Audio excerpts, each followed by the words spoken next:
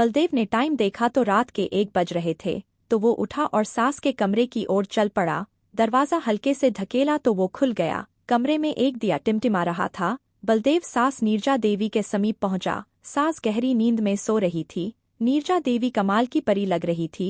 बलदेव से रहा नहीं गया तो उसने नीरजा देवी को, हेलो दोस्तों, यह कहानी ठाकुर बलदेव सिंह की है। ठाकुर बलदेव सिंह एक जमींदार है। वो एक मजबूत देह का मालिक है, जो 6 फुट का कद वाला और अपनी भुजाओं में एक बैल की ताकत रखने वाला मर्द है। चौड़ा सीना, रौबदार मूछें, बड़ी बड़ी आंखें, चेहरे पर एक तेज। कोई भी औरत ऐसे मर्द को देख ले तो दिल दे बैठे, और आदमी देख ले तो डर जाए। बलदेव सिंह के परिवार में और 2 लड़के हैं, बड़ा रोशन सिंह, छोटा सोहम। सोहम के पैदा होने के 1 साल बाद ही ठकुराइन का देहांत हो गया था, तो मौसी ने ही बच्चों को पाला पोसा। मौसी का नाम रूपा है। पत्नी के मरने के बाद रूपा को ठाकुर साहब अपने ससुर से बात करके और उन्हें डरा धमकाकर अपने घर ले आए थे। ठाकुर का ससुर एकदम सीधा इंसान है और सास का नाम नीरजा देवी है। वो रूप की भी देवी है। ठाकुर साहब के घर में 2 नौकरानियां हैं, रज्जो और जमुना। रामू जमींदार का खास नौकर है। खेतों में उसको कमरा बनाकर दिया गया है।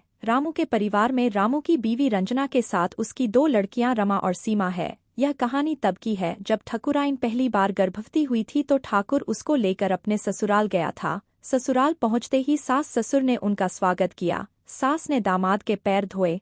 पैर धोने के लिए जैसे ही सास झुकी तो ठाकुर साहब की नजरों में आ गई और उन्हें भा गई। वो अपनी सास की खूबसूरती को देखते ही रह गए। द्वार पर हुए इस स्वागत सत्कार के बाद सब लोग भीतर आ गए। सास अपने दामाद के लिए पानी का गिलास ले आई। पानी का गिलास लेते समय ठाकुर बलदेव ने अपनी सास का हाथ पकड़ लिया। सब बात करने में व्यस्त थे, तो इस हरकत पर किसी की नजर नहीं पड़ी। सास ने दामाद को नजर उठाकर देखा। वो शैतानी मुस्कुराहट के साथ सास का हाथ पकड़कर उन्हें घूरे जा रहा था। दामाद की आंखों को एक बार देखकर ही सास नीरजा देवी ने उसकी मंशा को जान लिया। उन्होंने अपना हाथ छुड़ाने का प्रयास भी किया, पर बलदेव की ताकत के आगे उसका जोर कम पड़ गया।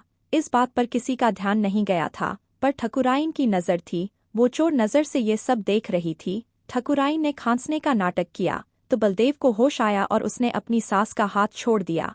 फिर बातों में वक्त निकल गया और रात हो गई। सबने खाना खाया और सोने चले गए। एक कमरे में सास ससुर और दूसरे में ठाकुर ठकुराइन, तीसरे में साली सो रही थी। आधी रात बीत गई थी, मगर ठाकुर बेचैन था। नींद कोसों दूर थी। बस सास की खूबसूरती के लिए ठाकुर जाग रहा था। फिर उससे रहा नहीं गया। वो उठा और सास के कमरे की ओर चल पड़ा। दरवाजा हल्के से धकेला तो वो खुल गया। कमरे में एक दिया टिमटिमा रहा था। बलदेव सास नीरजा देवी के समीप पहुंचा। सास ससुर गहरी नींद में चादर ओढ़े सो रहे थे। बलदेव ने आहिस्ता से सास की चादर एक तरफ सरका दी। नीली साड़ी पहने सास सोई थी। नीरजा देवी कमाल की परी लग रही थी। बलदेव से रहा नहीं गया तो उसने उसको पकड़ लिया। इस हमले से नीरजा देवी जाग गई और जमाई को अपने पास देखकर डर गई। उसने बलदेव को हटाने की कोशिश की पर बलदेव नहीं हटा। कुछ समय में नीरजा देवी का विरोध शिथिल हो गया। यह देख बलदेव का वशी का ठिकाना ना रहा। नीरजा देवी का शरीर इस हमले से आसमान में उड़ने लगा, मगर ये सब ठकुराइन दरवाजे के बाहर से देख रही थी। पर उसमें ठाकुर बलदेव का खौफ बहुत ज्यादा था। वो और उसकी माँ दोनों ही कमजोर थे। तभी ठाकुर ने मूसल से सास पर वार कर दिया, जिससे नीरजा देवी की चीख निकल गई और इस चीख से ससुर की नींद खुल गई। ससुर को आभास हो गया कि नीरजा के साथ कुछ हो रहा है। उसे ये समझते देर ना लगी कि ये दामाद ही है, पर ससुर भी बेचारा क्या करता, क्योंकि वह अपने दामाद से बहुत डरता था। वैसे भी ठाकुर बलदेव कहाँ सुनने वाला था। शेर के मुंह में खून लग चुका था,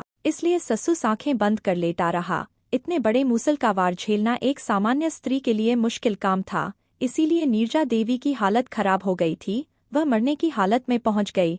वो ठाकुर से बचने के लिए उसे धकेल रही थी, पर बलदेव के बाहुबल के चंगुल से निकलना किसी के लिए भी असंभव कार्य था। थोड़ी देर में ठाकुर ने अपना मिशन पूरा कर लिया और वहां से जाने लगा। ठकुराइन ये देखकर समझ गई कि अब ठाकुर का मिशन पूरा हो गया है, तो वो वहां से निकल गई और ठाकुर से पहले वापस अपने कमरे में जाकर लेट गई। पीछे पीछे ठाकुर भी आकर सो गया। सुबह नीरजा देवी जल्दी उठकर गाय का दूध दोहने चली गई। ठाकुर बलदेव भी जल्दी उठ गया था। उसने सास को गौशाला की तरफ जाते देखा तो वो भी पीछे चल पड़ा। अंदर जाकर देखा तो नीरजा देवी एक गाय के पास बैठी थी और एक तरफ घास का ढेर पड़ा था। बलदेव नीरजा देवी के पास पहुंचा। उसे देखते ही नीरजा देवी थोड़ी डर गई। उन्हें अंदाजा हो गया कि दामाद क्यों आया है। पर वो दामाद से डरती थी इसलिए कुछ नहीं बोली। फिर बलदेव सिंह सास को घास के ढेर पर पटक दिया और मुसल से मारने लगा। नीरजा देवी की आंखें लाल हो गई और वह रोने लगी, उनका शरीर कांपने लगा था। फिर दामाद उसे अधमरी हालत में छोड़कर चला गया। फिर उसने अपनी हालत सही की, तब तक बलदेव बाहर निकल गया। अभी उसे ससुराल में 2 दिन और रुकना था। दिन चढ़ने पर सब उठ गए और तैयार हो गए। सबने साथ में नाश्ता किया। आज ठकुराइन को चेकअप कराने जाना था, तो सास ससुर, ठकुराइन, साली सब जा रहे थे। सिर्फ ठाकुर नहीं जा रहा था। तब तक नौकरानी आ गई थी, तो नीरजा देवी ने उसे खाना बनाने के लिए बोला और ठाकुर साहब का ख्याल रखने के लिए बोलकर वो सब चले गए। ठाकुर साहब टीवी देख रहे थे। उन्होंने नौकरानी को चाय के लिए बोल दिया। दोस्तों, इस कहानी के 3 पार्ट हैं। इस कहानी का दूसरा पार्ट यानी कि ठाकुर साहब और नौकरानी की कहानी मैं कल की वीडियो में बताऊंगी। आप लोगों को यह वीडियो कैसी लगी कमेंट करके ज़रूर बताएं। वीडियो पसंद आई हो तो वीडियो को लाइक और शेयर करें, और अगर हमारे चैनल पर पहली बार आए हो तो चैनल को सब्सक्राइब ज़रूर करें।